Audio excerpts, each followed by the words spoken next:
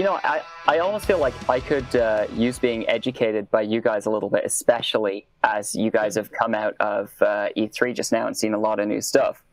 So can I ask you guys a question? Oh, yeah. That works. So what I would like to know is, obviously you guys have seen a lot of stuff that people are excited about getting released over the next, 6 months, year? Yeah. Well, I would like to know which games of any type you guys are each most excited about.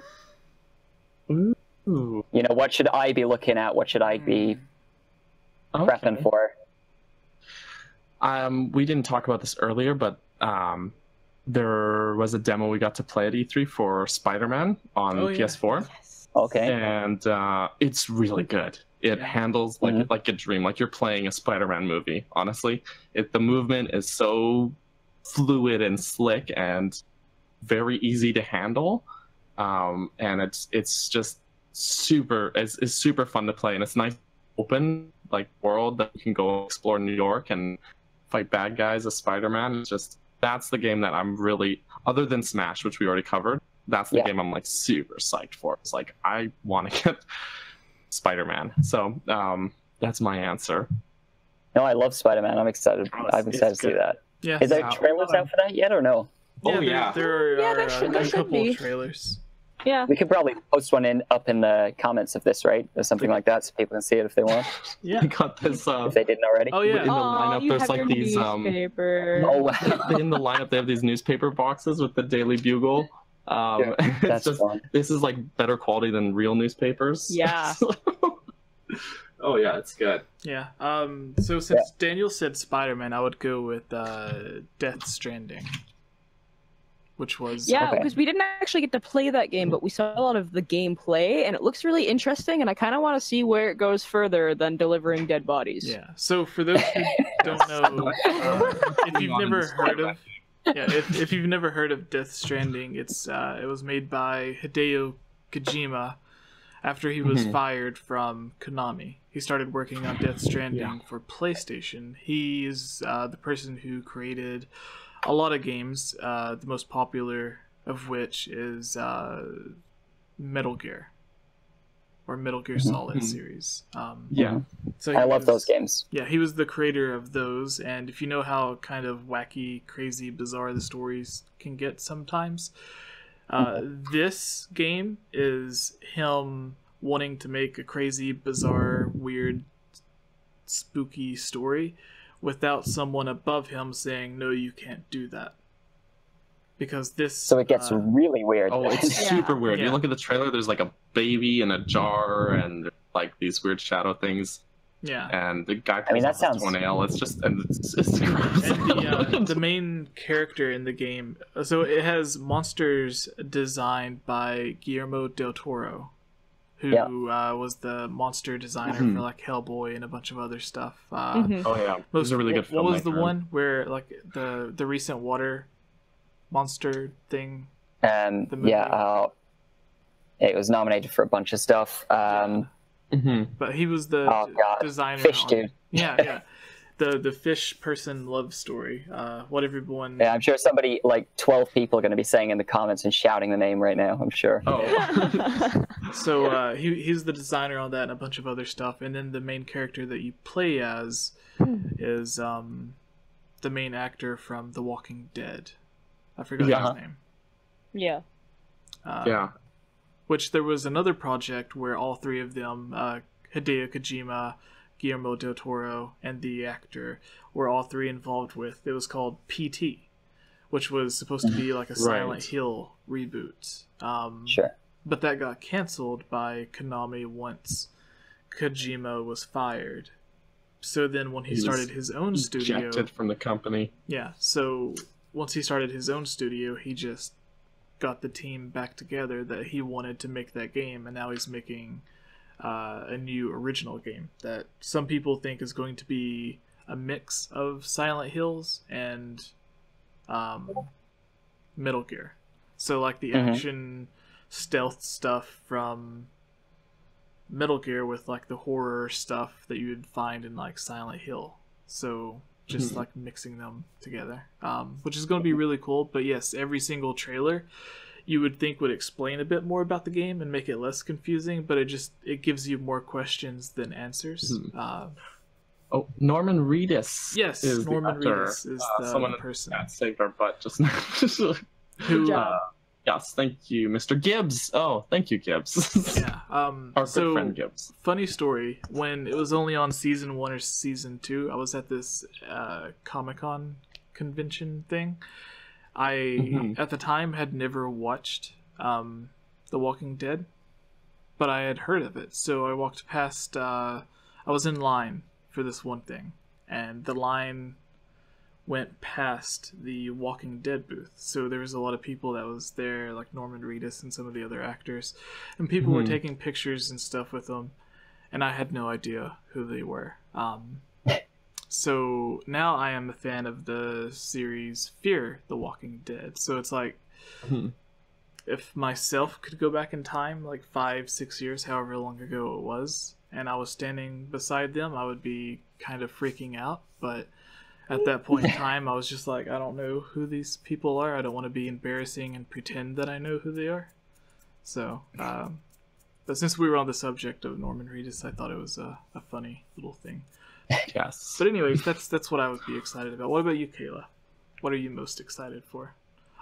Also, really quick, I don't think it's going to be a PlayStation 4 game.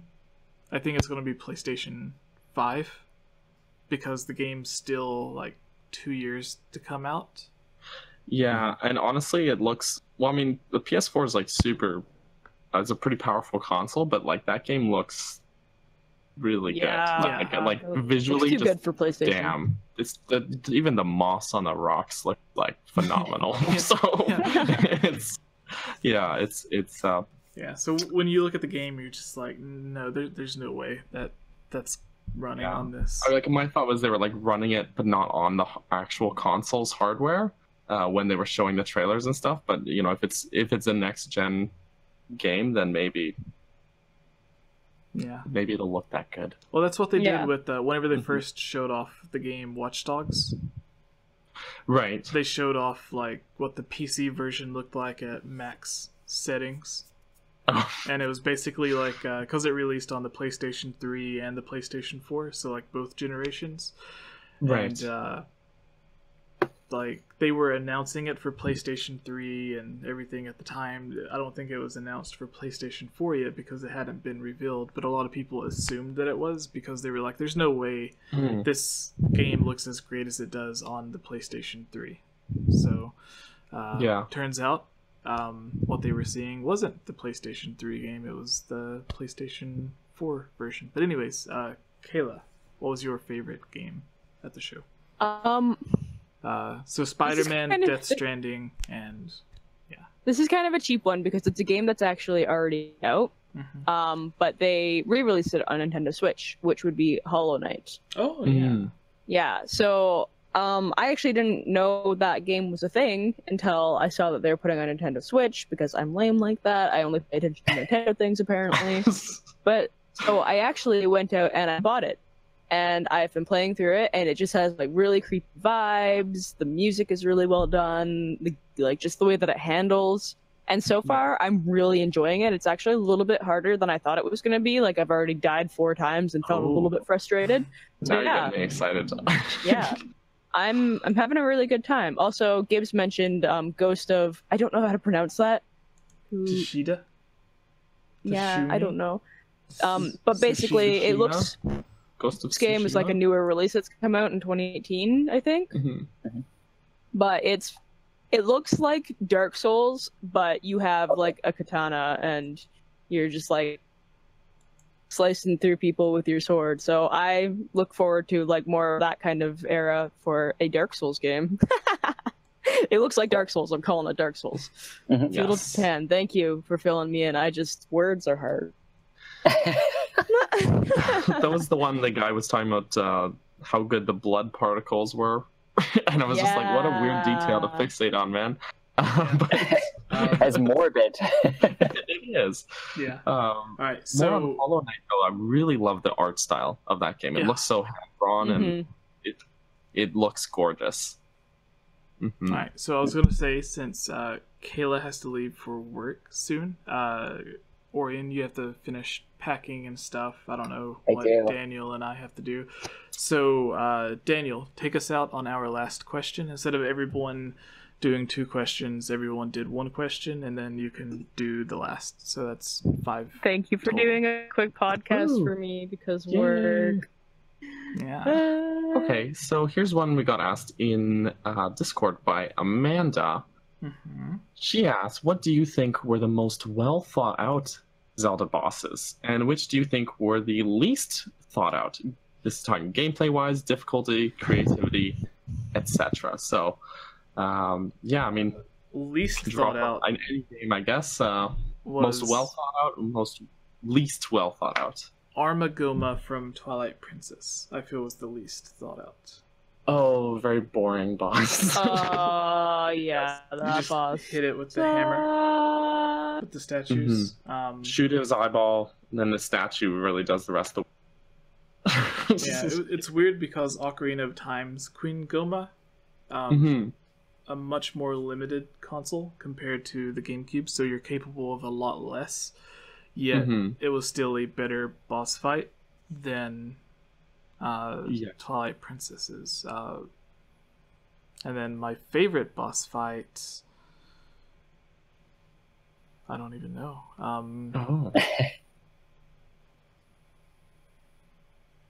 Maybe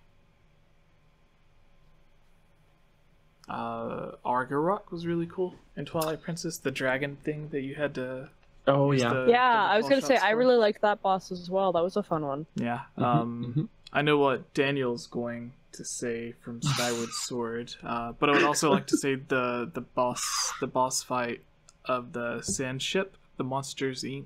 looking character. Had an interesting Tantalus. Had an interesting concept because it's tearing through the ship as you're making your way to it. So it gives a sense of danger to the dungeon itself, not just the final fight.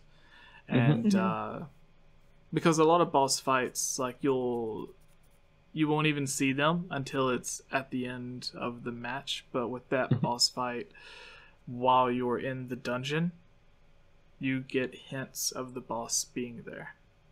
Instead of it just being like locked away in the room, and that's at the very end. So other than that, like, you have to fight Girahim like 3 or 4 different times in Skyward Sword. Seemed like a waste, especially since you had to also fight the Imprisoned 3 times in Skyward Sword. So it's like, not only do you have to fight the same boss 3 times, you have to refight the same 2 bosses 3 times.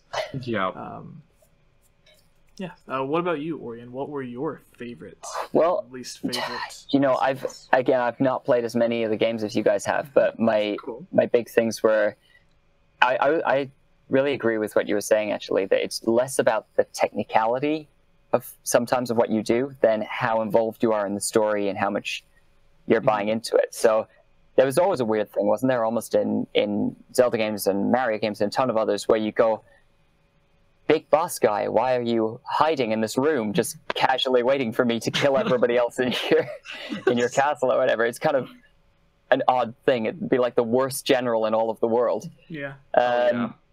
But I love that idea of what you were saying about, which one was it, with this sea creature tearing it was everything apart? In Skyward Sword, which was the Zelda game on the Nintendo Wii. A lot of people didn't like the game because it had motion controls. So, like, you would lift your hand in the sky, Link would lift his hand, you would swing to the left, Link would swing to the left. So it was, in a way, it was kind of cool, but a lot of people didn't like the motion control. But don't get me started on those motion controls. There's a part where you have to, like, raise your sword perfectly straight into the air to cast your whatever strike. And I can't tell you how many times I tried to do that, but it was like, and I just couldn't get it right. I struggled so much with that. Nice. But that just, in terms of the story, it sounds like a cool idea, you know, that just, you know, you walk in towards it and there's a sense of impending urgency. I really like that. That's I mean, the narrative is the most interesting thing with any movie or game or whatever, right? Otherwise it's just hanging out and sitting watching a screen or pressing a lot of buttons. It's not that you don't have that sense that you're a part of it. Right. Yeah. So I'm down with you on the adventure game thing, man. So a lot of people are probably going to hate me for that, but that's okay. No. What about you, Daniel? I'm saving Kayla's Jesse... for last because I already know what yours is. So. Yeah, Jesse called it my answer. Also from Skyward Sword, Koloktos, who is like a statue in the building, but then Girahim, who's like the villain you're chasing the whole game, shows up and magics it, and it comes to life to attack you. And it's one of the most just balls to the walls fun boss fights. Like, it's not like a super difficult fight, or it's not like super like inventive, I would say, but it's just like pure unfiltered fun, which is what I love about it. It's just like they don't care anymore, and you're just going crazy. You have to like you use the whip item that you find in the dungeon to tear his arms off, and then you pick them up and you start beating him with them. And it's just stupid fun. I love it. To better explain it a bit, it's a golden statue with 6 arms, and you have to take its arms or its weapon. So it has these giant swords, and you can take the swords or the arms and use them to attack it. So you're using its own body against it. Yeah, that's fun. Is really cool. Somebody had fun designing that. Someone did, and honestly, they did a great job, because it's just pure unfiltered fun. It's fun at its most base form, where you just let loose and you're fighting the boss and you're laughing, and it's great. I love that boss so much. I think when we had Axel on, he said he hated that boss, which was weird. Oh yeah. But I was like, what? That's the best one in that whole game. But as far as least well thought out bosses go, I would say in Wind Waker, Kaldemos is not a fun boss for me. Who is that? I just find Kaldemos is the boss of the Forsaken Forest. Oh yeah. And it's just the Amoeba boss from, or no, not Amoeba, Baronade from Ocarina of Time, but instead of being a weird parasite thing, it's a plant thing. Belly. But it's the same boss fight, but less challenging. Yeah. It is, but it's otherwise it's the same, where he's got the things that go on the ceiling and it's like the tentacle things, and you have to boomerang them. Reuses the giant hands. No, but at least that's kind of more fun. But I don't know. It's like they took one of the less fun bosses from Ocarina of Time, brought it over, and made it less interesting and less challenging. And it's just, I don't enjoy it. I always feel like fighting that boss is a chore than anything else. Yeah. So there was the thing that was discovered recently where you could pour the sacred water, you could whatever pour the it was, water on and it. it would do an insta kill. Yeah, that is kind of fun, and that's it took people so long to find that out as well. Yeah. So what about you, Kayla? The whole podcast is ending with you, so no pressure. I'm gonna make this one really bad for you. It sucks because I have to think about bosses that are like well thought out. Because as far as bosses go, like my favorite boss, not because he's well thought out, but just because the music that plays when you fight him is hilarious. Dark Beast Ganon in Twilight Princess. Every time I hear this, like that boss theme, I just get really amped up because it's so funny. Oh yeah. Oh man. I like that boss that Midna actually does something though, like as in that boss fight. Oh yeah, yeah. You know, I'm just saying. I think I personally like Zant, just because he brings in different elements from Twilight Princess, and I really like that because like you're feeling like you're getting close to the end of the game, and as Twilight Princess is one of my favorite games, I like kind of like, you know, just reflecting back on all the weird bosses they kind of throw at you because Zant brings you through it all, right? Yeah, that's true. He kind of warps you through all the boss rooms, and he has elements from every boss fight you've done so far, and he brings it in. That is cool. So it is cool. It's a little bit boring because like you've already done this, you know what you're doing, but I just thought it was kind of an interesting way to walk backwards through the game. It's just me. My least favorite would definitely be Tantalus. I didn't think that it was very challenging. I didn't like the way that they looked. I just like the entire dungeon was just so good, and then you get to the last boss and you're like, why? Yeah, that was the thing too, is that like Jesse was saying before, approaching the boss, it's like tearing the ship apart and stuff, and I love that part. But it was, as soon as you see the boss, it's such a big disappointment, because it's just the most goofy looking stupid boss, and all you do is shoot him in the eye and hit him with your sword. And it's just like, we've fought a boss a million times in Zelda games where you shoot him in the eye and hit him with your sword. It's just such this build up to just such disappointment. Yeah, exactly. And that's how I felt. I was just So points for the approach, less points for the final execution. No, I love exactly. Because it's this epic thing. Once you like get towards the end of the actual dungeon, like these giant tentacles start like breaking through the ship. Because that's where the dungeon takes place, is like a giant ship, and then it's being torn apart, and it's preparing you for this really epic final boss fight for the dungeon. But once you get there, it's like, oh, this is the thing. So like that's it. Yeah, I give it points for, because the question was asking for like the most creative or whatever. So it was really creative in terms of an actual boss fight. It was just the design of the boss itself wasn't very great.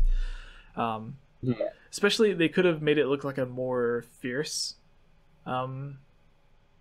octopus or giant squid. I mean, I was like ready to go fight the Kraken, man. Yeah. That's what I was thinking. Comes out of the water, I'm like, ew. Oh, it's you're hard on the eyes. Where you're playing, you open the door, and then it finally pops out of the water, and you're just like, oh, hey, man. That's not what I was expecting. No, it's just this goofy looking. I don't know. I think that brings us to the very end of the podcast. So yeah, thank you everyone for joining. Thank you everybody for watching. Orion, once again, for those who may not know who you are, why should we care about you? You probably shouldn't. Well, I sing in the band Here Lies, so if people want to see a music video that came out this weekend, they can YouTube or tweet or whatever, and happy to hope they enjoy it, and I think hopefully you guys did when you saw it. And if you want to see me being drowned in a fish tank, if you really don't like me, then you can also see that on there. Like him or hate Sorry, him, I don't mean to there are things. No, that's all right. My brother loved drowning me in the fish tank, so it was all good. And where could people find you on Twitter? Say again, sorry, you dropped out. Where could people find you on Twitter? On Twitter, at Orion_Powell. All right. And what about you, Daniel? I'm Daniel. Okay, you can follow me on Twitter and Instagram at CaptBurgerson, CaptBurgerson, like the captain of a burger who had a child.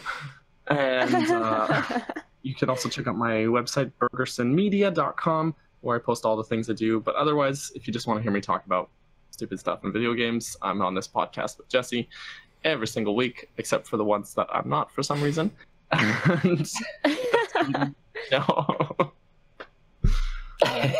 and what about you, Kayla? Where can people find you?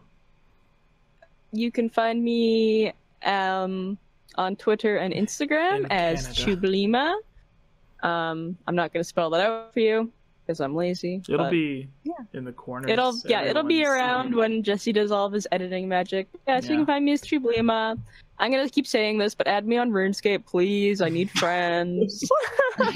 No one has. Apparently, we don't have a single RuneScape player in all of your fans. Yeah. Or they just think I'm embarrassing. 64,000. But yeah, seriously, anyone that hasn't, like, go back on our Twitters and look at all of the fun that we had at E3, because we had really active Twitter feeds while we were there. Yeah, well, I'm the most active my Twitter's ever been. I am curating all of the pictures and videos that our group made for E3. I'm putting them together in a giant vlog video, so that should be up sometime this week for everyone who wants to join. And of course, if you're watching this live and you missed out, each news story or segment will be uploaded as its own video, and so you don't have to watch the entire 2-hour podcast or however long we went, 3 hours. You can just watch the parts that you want to watch, or if you would rather just listen to audio, it will be on iTunes as well. Just look up GameOverJesse.